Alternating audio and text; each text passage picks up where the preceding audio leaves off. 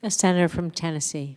Thank you, Madam President. I'm so pleased to come to the floor today in support of Senator Hagerty's legislation. It is so appropriate that we take this up, and I look forward to supporting the legislation as we vote later today, and seeing this move to passage, seeing this become law, and seeing this add to protection for the citizens that live here in D.C. Over the past few years, our nation has certainly witnessed a devastating increase in violent crime. Compared to mid-2019, America's largest cities have experienced a 50% increase in homicides and a 36% increase in aggravated assaults. It's unimaginable that given the rise in violence in this country, the elected officials of the D.C. City Council think it's a good idea to reduce the amount of jail time for violent and deadly crimes. This includes carjackings, and Senator Hagerty referenced one that was taking place in front of the protesters that were out there because they oppose this bill. Now, these crimes are rampant here in our nation's capital. In fact, as of this morning, the Metropolitan Police Department tells us that motor vehicle theft is up more than 100% compared to last year. Homicides are up 33%.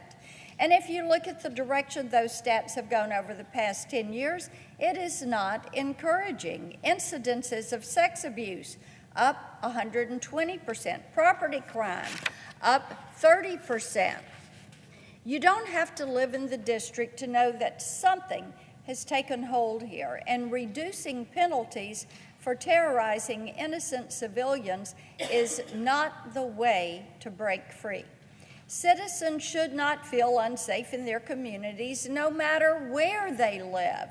Today's vote is about protecting the people from this failed leadership, but it's also about holding the D.C. City Council accountable for prioritizing a cynical political maneuver over the safety of the very people that they represent. This body has made a name for itself.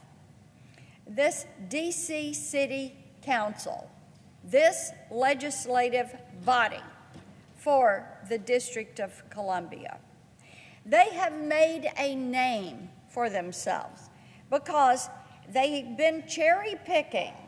They have cherry picked some violations and have chosen to impose some truly ridiculous restrictions on what district residents can and cannot do.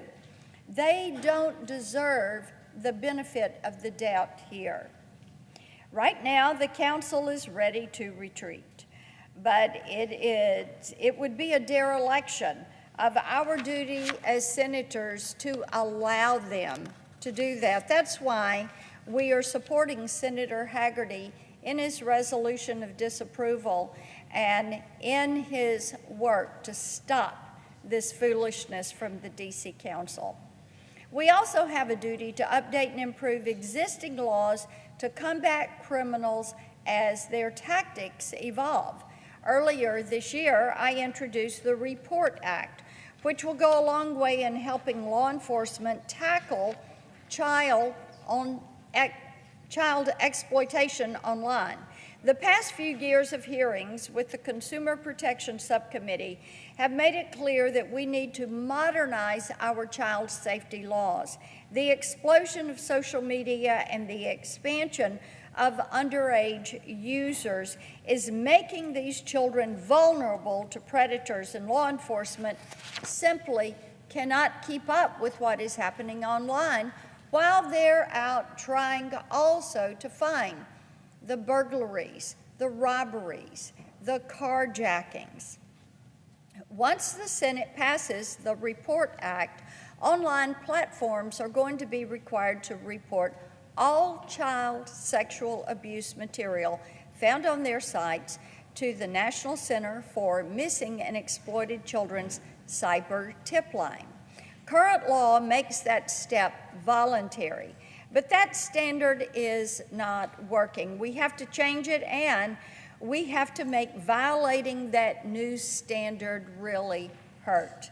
The bill significantly increases fines imposed on platforms that refuse to do this bare minimum. It also requires platforms to report child sex trafficking and enticement crimes. Current law imposes no obligation, none, zero, on platforms to report those materials, which means that most of these crimes are unfortunately going undetected. The last two pieces of the bill will help law enforcement and advocates work together to bring down predators. It includes my End Child Exploitation Act, which extends the retention period for possession of abusive material to 1 year. This will ensure that law enforcement has enough time to access the evidence held by these companies and then prosecute the offenders. It also makes it clear that the vendors working with NCMEC, minors, and parents who report to the cyber tip line won't be held liable for possessing child sexual abuse material. I'm so pleased that so many of my colleagues have come to the floor today to talk about the rise in crime. The backlash against the D.C. crime bill highlights the fundamental difference between the left's priorities and the priorities of the American people. Anyone, anybody with a bit of common sense would look at the D.C. City Council's proposal and ask, why would they even consider sending such a weak on crime message? It is an invitation to criminals to come and carry out their crimes. It's time for the left to revisit their priorities and start paying attention to what the crime stats are telling them. The status quo isn't working, but surrendering to violence, lawlessness, despair isn't the answer either. On the federal level, my Democratic colleagues need to support federal, state, and local law enforcement and demand that this president nominate experienced judges.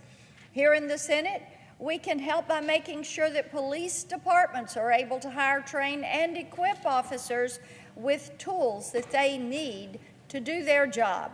Last Congress, Senator Hagerty and I introduced the Restoring Law and Order Act, which would have repurposed the billions of dollars the Democrats handed to the IRS and use that money to support law enforcement and eliminate the rape kit backlog.